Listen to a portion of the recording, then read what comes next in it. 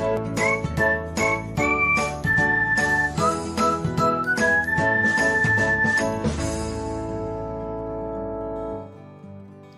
everyone, welcome back to another episode of Technologyglance.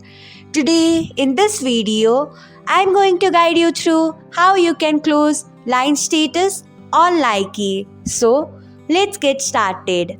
Firstly, open Likee app in a device, then tap on profile icon, next tap on three dots icon, after that tap on settings, next tap on privacy.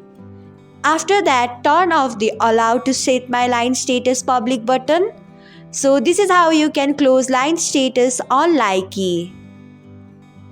Thanks for watching. If you found this guide helpful, we would love it if you hit the thumbs up button below. We upload great new tech tutorials like this one every day. So don't forget to subscribe to our channel and hit the bell icon to get an update as soon as we post a video.